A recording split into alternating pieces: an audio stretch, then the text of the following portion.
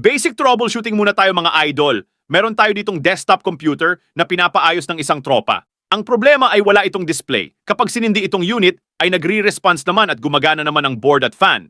Pero walang display na lumalabas sa monitor. So ano ang mga basic troubleshooting na pwede nating gawin kung sakaling ganito ang mangyari sa ating computer?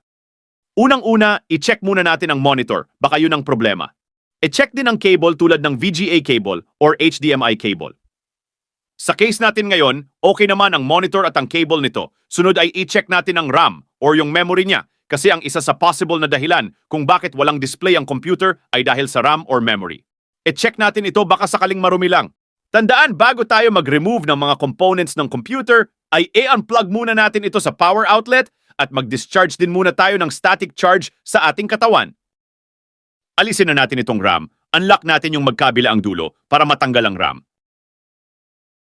Alisin muna natin ito at linisin ng mahiwagang eraser. Ito na ang mahiwagang eraser.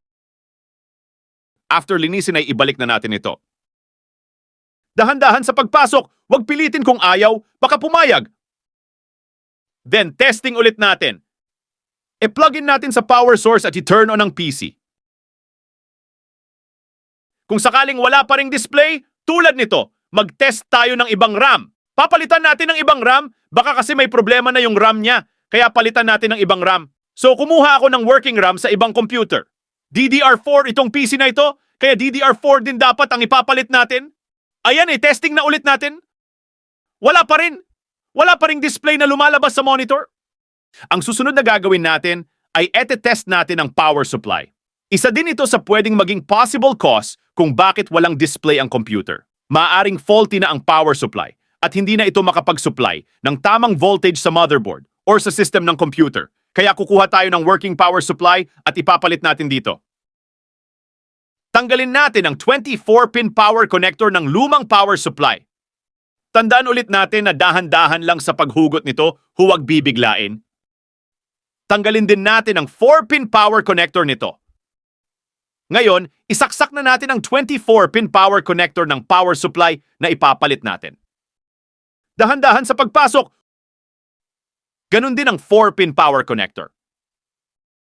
Dahan-dahan sa pagpasok, huwag pilitin kung ayaw, baka pumayag. Ngayon, testing na natin kung gagana na ang computer gamit ang ipinalit natin power supply.